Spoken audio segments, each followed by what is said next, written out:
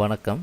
இப்போ இந்த ப்ரெசன்டேஷனில் நம்ம குட்வில் கமோடிட்டிஸோட பொசிஷனல் டே ட்ரேடிங் ஸ்ட்ராட்டஜியை யூஸ் பண்ணி நேற்று மார்க்கெட்டில் நீங்கள் எப்படி ட்ரேட் பண்ணியிருக்கலான்றதை பற்றி பார்க்கலாம். நீங்கள் பார்த்துட்ருக்கீங்களா, இந்த சிமெண்ட் கலர் குச்சி தான் நேற்று மார்க்கெட்டுடைய ப்ரைஸ் ஓப்பனிங். நாங்கள் முன்னாடி சொன்ன மாதிரி எப்பப்பெல்லாம் இந்த கம்ப்யூட்டரோட பாயிண்டரை ஒவ்வொரு கேண்டில் ஸ்டிக்னு சொல்கிற குச்சி மேலே வச்சாலும் கீழே உங்களுக்கு டேட்டும் டைமும் உங்களுக்கு தெளிவாக தெரியுது. ஸோ உங்களுக்கு எல்லாத்துக்கும் தெரிஞ்சிருக்கும், குட்வில் கமோடிட்டிஸோட இந்த பொசிஷனல் டே ட்ரேடிங் மெத்தடை யூஸ் பண்ணுறதுக்கு சில விதிமுறைகளை நீங்கள் ஃபாலோ பண்ணணும். ஸோ இப்போ நம்ம அந்த விதிமுறைகளோடு சேர்த்து நேற்று மார்க்கெட்டில் எப்படி நீங்கள் ட்ரேட் பண்ணியிருக்கலாம் அப்படின்றத பார்க்கலாம். எப்போல்லாம் இந்த பச்சை கலர் மூவிங் ஆவரேஜ் கோட்டுக்கு மேலே ப்ரைஸ் இருக்குதோ அப்போல்லாம் நீங்கள் வாங்கிக்கிட்டு விற்கிற நோக்கத்தில் மட்டும்தான் இருக்கணும். எப்போல்லாம் இந்த பச்சை கலர் கோட்டுக்கு கீழே இந்த ப்ரைஸ் இருக்குதோ அப்போல்லாம் விற்றுக்கிட்டு வாங்குகிற நோக்கத்தில் மட்டும்தான் நம்ம இருக்கணும்.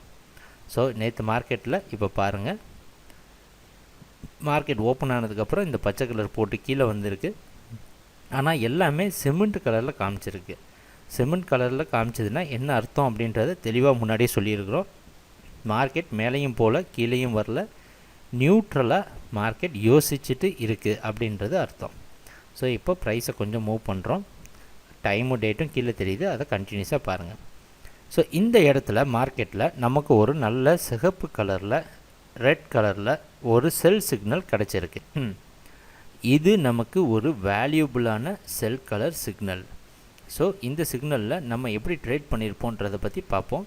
இந்த செல் சிக்னல் வந்தோடனே இந்த இடத்துல நம்ம என்டர் ஆயிருந்திருக்கலாம். ஸோ நம்மளோட ஸ்டாப் லாஸ் எங்கன்றது உங்களுக்கு தெரிஞ்சிருக்கும். எப்போவுமே முதல் பேண்டை வச்சு நீங்கள் என்ட்ரு ஆனீங்கன்னா ரெண்டாவது பேண்டு தான் நமக்கு ஸ்டாப் லாஸ். இதுக்கு மேலே கொஞ்சம் ஸ்டாப் லாஸ் போட்டிருப்போம். இந்த கேஸில் பார்த்திங்கன்னா கொஞ்சமாக மார்க்கெட் சிக்னல் கொடுத்ததுக்கப்புறமா கலர் சேஞ்ச் ஆகி இந்த முதல் பேண்டுக்கு உள்ள ப்ரைஸ் போயிடுச்சு. எப்போவுமே நாங்கள் சொல்கிறது என்னென்னா, ஒரு தடவை கலர் வந்துட்டு இன்னொரு தடவை கலர் சேஞ்ச் ஆகி மறுபடியும் சிமெண்ட் கலர் மாறிடுச்சு அப்படின்னா ட்ரெண்ட் மாறிடுச்சு அப்படின்றதுக்கு அர்த்தம் கிடையாது. இன்னும் இந்த சிவப்பு கலர் ட்ரெண்ட் கண்டினியூ ஆகிறதுக்கும் வாய்ப்பு இருக்குது அப்படின்றது தான் அர்த்தம். நாங்கள் முன்னாடி சொன்ன மாதிரி நம்மளுடைய முழு கவனமும் எதுலன்னா, நம்மளோட ரிஸ்க் அப்படின்னு சொல்கிற இந்த ஸ்டாப் லாஸை குறைக்கிறதுல தான் நம்ம அதிகமாக கவனம் செலுத்த வேண்டியதாக இருக்குது. ஏன்னா எப்போவுமே நம்ம நஷ்டத்தை குறைச்சிட்டோன்னா இந்த ட்ரேடிங்கிற தொழிலில் லாபம் தானாக நம்மளை தேடி வரும். ஸோ இப்போ பாருங்கள், இந்த என்ட்ரானதுக்கு அப்புறமா ப்ரைஸ் உள்ளே போய் ஸ்டாப் லாஸ் நமக்கு ட்ரிகர் ஆகிடுச்சு. ஸோ இது நம்ம ட்ரேடிங்கிற தொழிலில் சாதாரணமாக நடக்கிற ஒரு விஷயம். இதை நம்ம டெலீட் பண்ணிட்டோம். ஆனால் என்ட்ரான ஸ்டாப் லாஸ் ட்ரிகரான அதே கேண்டிலில் நமக்கு என்ட்ரி பாயிண்ட்டும் கொடுத்துருக்கு. மார்க்கெட்டில் புதுசாக என்ட்ராகிறதுக்கு வாய்ப்பும் கொடுத்துருக்கு. நம்ம முன்னாடியே சொன்ன மாதிரி இந்த பச்சை கலர் கோட்டில் இருக்கிறப்ப 5 பாயிண்ட் ரூல் அப்படின்ற ரூலை ஃபாலோ பண்ணணும். அதாவது இந்த பச்சை கோட்டுக்கு மேலே 5 பாயிண்ட் போயிடுச்சு அப்படின்னா நீங்கள் தாராளமாக பையில் என்ட்ரு ஆகிருக்கலாம். அதுக்கு கீழே ஒரு 5 பாயிண்டில் ஸ்டாப் லாஸ் போட்டு வெயிட் பண்ணலாம். இந்த கேஸில் பாருங்கள், மார்க்கெட் மறுபடியும் ஒரு என்ட்ரி பாயிண்ட் கொடுத்தோன்னே கொஞ்சமாக மேலே போயிருக்கு.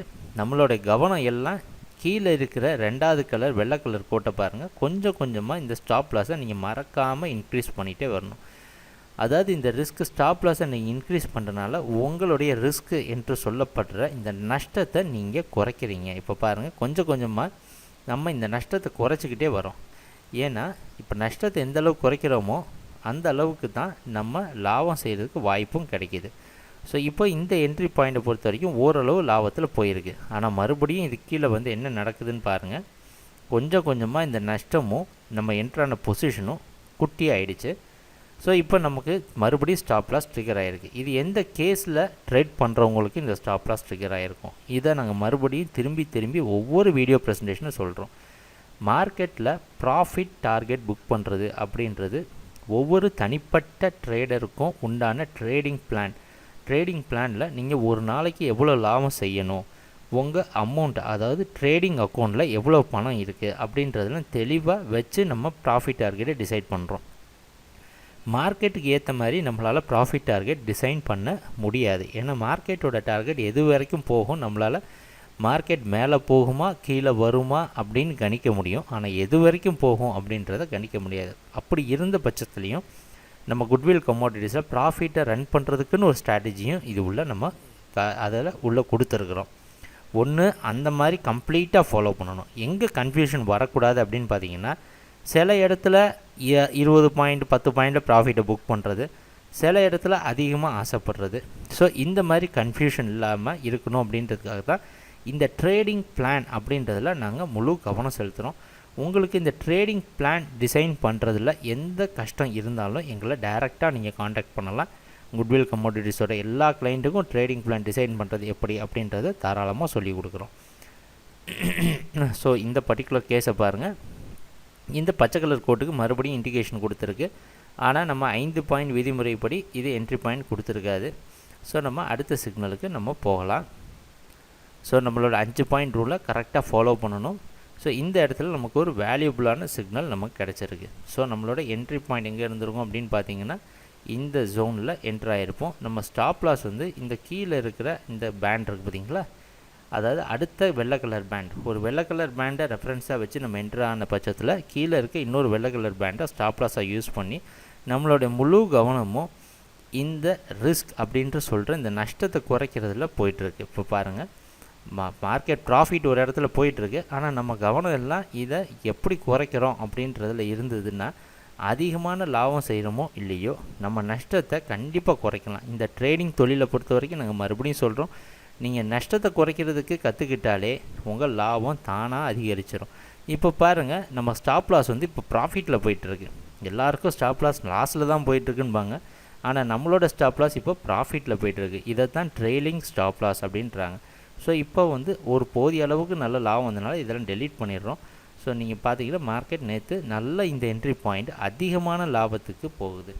ஸோ இந்த குட்வில் கமோடிட்டிஸோட இந்த பொசிஷனல் டே ட்ரேடிங் ஸ்ட்ராட்டஜியை விற்று பார்த்தீங்கன்னா, நஷ்டம் எப்படி வந்தாலும் அது கம்மியாக வருது. ஆனால் லாபம் வந்ததுன்னா அது எந்த அளவுக்கு அதிகமாக லாபம் கொடுக்குது.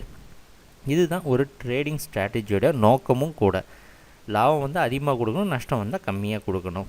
நஷ்டமே வராதுன்னு சொல்லி ஒரு ட்ரேடிங் ஸ்ட்ராட்டஜி டிசைன் பண்ணுறது இந்த உலகத்தில் ரொம்ப கஷ்டம். ஸோ இந்த என்ட்ரி பாயிண்ட் பாருங்கள், இது பச்சை கலர் கோட்டுக்கு மேலே இருக்குது. அதனால் இந்த என்ட்ரி பாயிண்ட் நம்ம எடுக்கிறது கிடையாது. எப்போ இந்த பச்சை கலர் கோடு ப்ரைஸ் தொடுதோ அப்போ நம்ம இந்த 5 பாயிண்ட் விதிமுறையை யூஸ் பண்ணி 5 பாயிண்ட் கீழே 5 பாயிண்ட் மேலே ஸ்டாப் லாஸ் போட்டு நம்ம ட்ரேட் பண்ணலாம். ஸோ இப்போ நம்ம ட்ரேட் ஆகிறதுக்குள்ளே என்டர் ஆகிருப்போம். ஆனால் மறுபடியும் பாருங்கள், இது வந்து பக்கமாக திருப்பியும் இந்த பச்சை கலர் கோட்டுக்கு மேலே போகுது. நம்ம ஸ்டாப் லாஸையும் இது ட்ரிகர் பண்ணிடுச்சு. இந்த என்ட்ரி பாயிண்ட்டை பொறுத்த வரைக்கும் நம்ம ஸ்டாப் லாஸ் ட்ரிகர் ஆகிடுச்சு. இப்படி என்ட்ரி பாயிண்டில் ஸ்டாப் லாஸ் ட்ரிகர் ஆன உடனே கீழே பாருங்கள், இந்த பச்சை கலர் கோட்டுக்கு கீழே மறுபடியும் ஒரு 5 பாயிண்ட் வந்து மார்க்கெட் ட்ரேட் ஆகுது. இந்த மாதிரி சிச்சுவேஷனில் என்ன பண்ணலாம் அப்படின்றத நாங்கள் தெளிவாக நேற்று சொல்லியிருந்தோம். என்ன பண்ணணும் அப்படின்னா, மறுபடியும் நீங்கள் தாராளமாக அதில் ரீஎன்டர் ஆகலாம். எந்த மாதிரி கேஸ்லன்றதை பாருங்கள். மறுபடியும் நீங்கள் இந்த என்டரில் திருப்பி நீங்கள் செல்லிங்க்கு ட்ரை பண்ணலாம், தவறு கிடையாது. ஆனால் உங்களோட ஸ்டாப் லாஸ் இந்த முதல் பேண்ட் இல்லாமல் இந்த ரெண்டாவது பேண்ட் இருக்குது பார்த்தீங்களா, அதுக்கு மேலே நார்மலாக நீங்கள் செய்கிற மாதிரி நார்மலாக ட்ரேட் பண்ணுவீங்களா, இந்த ரெண்டாவது பேண்டை ஸ்டாப் லாஸ் வச்சு அந்த மாதிரி நீங்கள் மாற்றிக்கணும். ஆனால் இந்த பர்டிகுலரான இந்த இடத்துல பார்த்தீங்கன்னா மறுபடியும் ஸ்டாப் லாஸ் நமக்கு ட்ரிகர் ஆகியிருக்கு. ஸோ ரெண்டாவது முறையும் ஸ்டாப் லாஸ் ட்ரிகர் ஆகிருக்கு. ஸோ இதனால தான் சொல்கிறோம், ட்ரேடிங் இது வந்து ஒரு சொல்லி கொடுக்கறதுக்காக யூஸ் பண்ணுறதுனால எல்லா என்ட்ரி பாயிண்ட்ஸையும் நாங்கள் எடுத்து அதை சொல்கிறோம். ஆனால் முறைப்படி ட்ரேடிங் செய்கிறவங்க ஒரு நாளைக்கு ஒரு நல்ல சிக்னல் ஒரு வந்ததுன்னா ப்ராஃபிட் புக் பண்ணிவிட்டு மார்க்கெட்டை விட்டு எக்ஸிட் ஆகிறது தான் ஒரு நல்ல பழக்கம். ஸோ இங்கே பார்த்தீங்கன்னா அடுத்த என்ட்ரி பாயிண்ட் வந்திருக்கு. ஆனால் மார்க்கெட் க்ளோசிங் டைமில் இருக்குது. ஸோ கன்சால்டேட் ஆகிட்டு மார்க்கெட் அப்படியே ஸ்ட்ராங்காக நியூட்ரலில் நின்றுடுச்சு. ஸோ இப்போது குட்வில் கமோடிட்டிஸோட சிம்பிளான பொசிஷனல் டே ட்ரேடிங் மெத்தடை யூஸ் பண்ணி எப்படி ப்ராஃபிட் பண்ணியிருக்கலாம் நேற்று மார்க்கெட்டில் அப்படின்றத பார்த்தீங்க. ஸோ நீங்கள் பண்ண வேண்டியதான ஒரே விஷயம், குட்வில் கமோடிட்டிஸோட கிளைண்ட்டாக இருந்தீங்க அப்படின்னா தனிப்பட்ட முறையில் ட்ரைனிங் செஷன் ப்ரொவைட் பண்ணுறோம். அதை நீங்கள் பார்த்து பயனடையலாம். இல்லை நீங்கள் இன்னும் குட்வில் கமோடிட்டிஸில் ட்ரேடிங் அக்கௌண்ட் ஓப்பன் செய்யலை அப்படின்னா நீங்கள் ட்ரேடிங் அக்கௌண்ட் ஓப்பன் செஞ்சு இந்த ட்ரைனிங் மற்றும் இந்த சார்ட்டிங் செய்கிறதுக்கான டூல் இதை நீங்கள் வாங்கி பயனடைஞ்சுக்கலாம். ஸோ எங்களுடைய வீடியோ ப்ரெசன்டேஷனை இவ்வளோ நேரம் பார்த்ததுக்கு மிக்க நன்றி. வணக்கம்.